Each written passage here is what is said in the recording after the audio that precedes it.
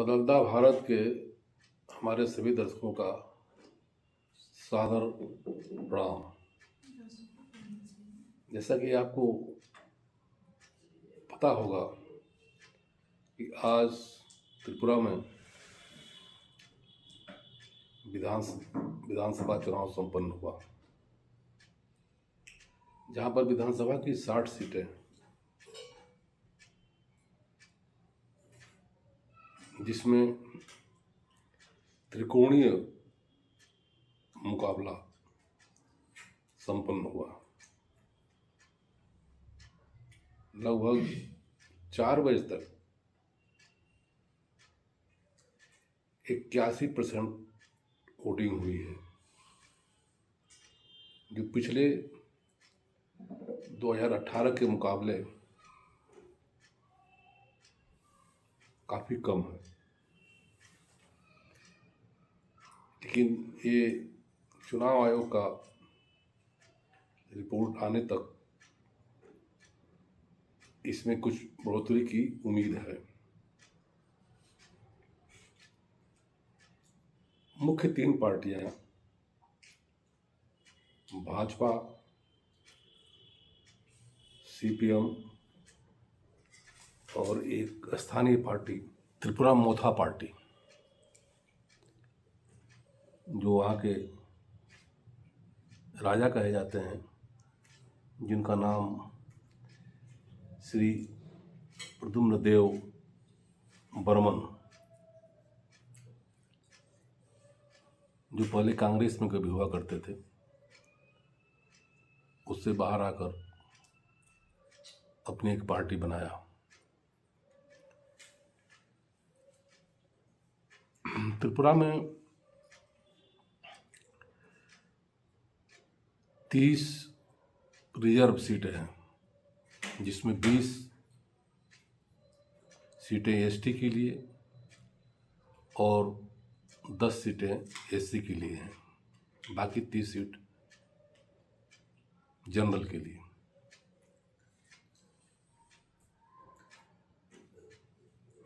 ऐसा माना जाता है कि राजा साहब का असर इन 20 सीटों में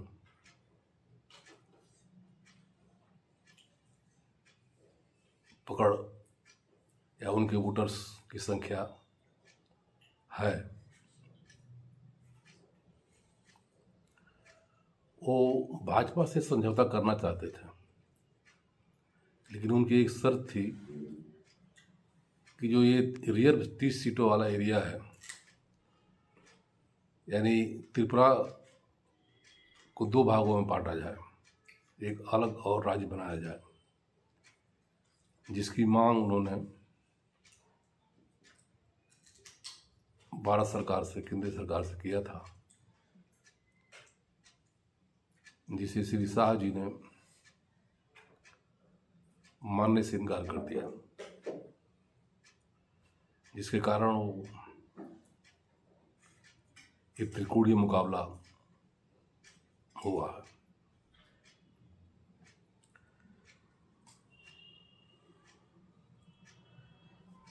त्रिपुरा में लगभग 28,13,000 जो है मतदाता थे, जिसमें 13,000 कुछ महिला मतदाता, बाकी पुरुष मतदाता।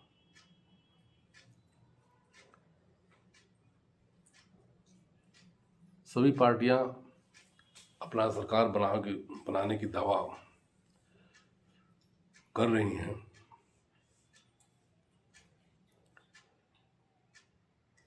लेकिन किसका दावा कितना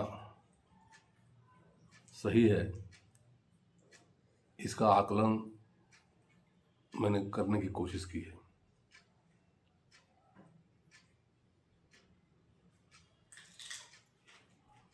बीजेपी 2018 में त्रिपुरा में सत्ता में आई थी।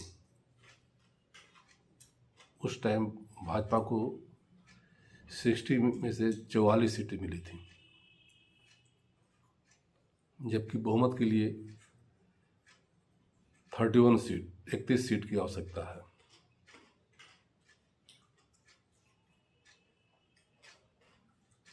इस बार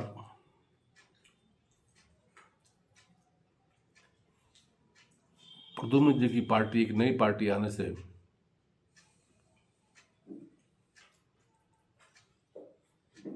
लोगों को आकलन करने में या कंफर्म बातें कि कौन सी पार्टी आ रही है बताने में संकोच हो रहा है। लेकिन मुझे ऐसा लगता है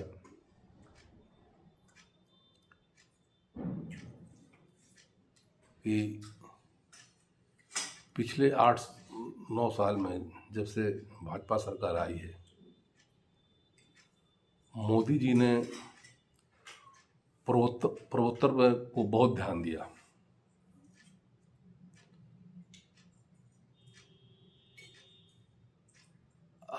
लगभग जो है इन सालों में मोदी जी अकेले उस क्षेत्र में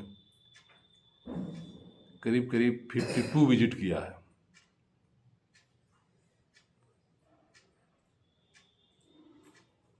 विकास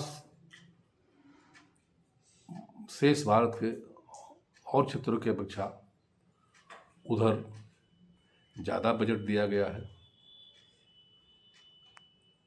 जिससे उससे पहले की अपेक्षा इन 8-9 सालों में काफ़ी विकास हुआ है, जिसका नतीजा 18 में देखने को मिला। 18 के बाद बीच में कोरोना पीरियड आ गया, जिससे कुछ दिक्कतें हुई, लेकिन फिर भी कुल मिलाकर भाजपा ने वहाँ अपना पैठ जमाया। भाजपा की योजनाएं ग्राउंड पर उतरी हैं। उससे पहले ऐसा कभी नहीं हुआ। और कुछ पूर्वोत्तर के लोगों की सोच ये भी रहती है कि केंद्र में जिसकी सरकार होती है उसकी तरफ ज़्यादा झुकते हैं। पिछले चुनाव जो 18 में हुआ था, उसमें बीजेपी को 43% और उसके साथ जो अलायंस पार्टी थी IPF, उसको लगभग 7.5% वोट मिला था, जो कुल मिलाकर लगभग 50% के आसपास रहता है। जबकि CPM को लगभग 41 के आसपास वोट उनको प्राप्त हुआ था। इस बार उनका कांग्रेस से अलायंस है, जिसे 18 के चुनाव में लगभग 1 पॉइंट कुछ % वोट मिला था। इस बीच इन 5 सालों में ऐसा कुछ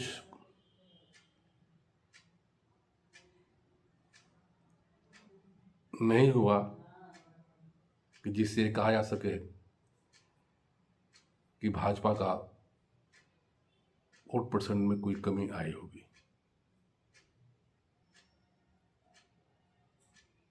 जबकि कोरोना काल की योजनाएं जो आज भी लागू हैं, जिससे एक नया लाभान्वित वर्ग बना है।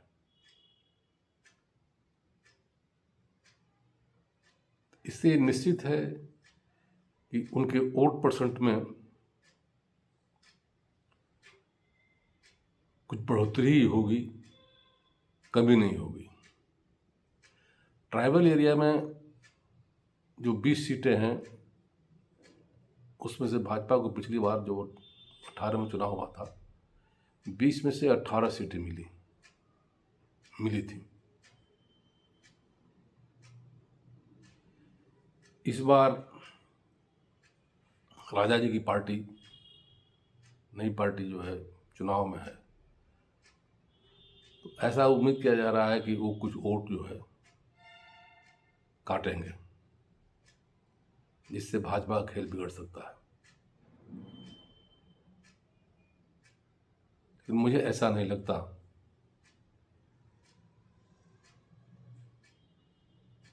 कि वो इतना वोट काट लें कि जिससे भाजपा का खेल इतना बिगड़ जाए कि बहुमत न प्राप्त कर सके। क्योंकि 18 के बाद जो 5 साल का टाइम में बीता है, एंटी इनकम्बेंसी भी लोग बता रहे हैं, लेकिन एंटी इनकम्बेंसी वहाँ कहीं दिख नहीं रही है, क्योंकि काम हुआ है। लोगों को मन में विश्वास पैदा हुआ है। आतंकी एक्टिविटीज लगभग समाप्त प्राय है, जिससे लोगों का दिनचर्या कार्य करना आसान हुआ है। तो कुल मिलाकर हम ये कह सकते हैं कि भाजपा नंबर 1 पार्टी के साथ साथ सरकार बनाने लायक बहुमत अवश्य प्राप्त करेगी।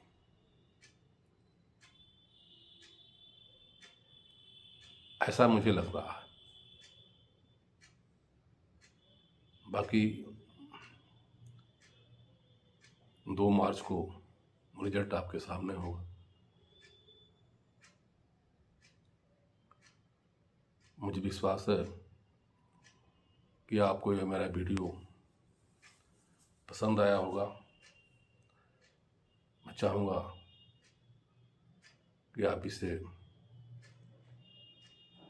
लाइक करें, शेयर करें और सब्सक्राइब करना बिल्कुल ही न भूलें। धन्यवाद। नमस्कार।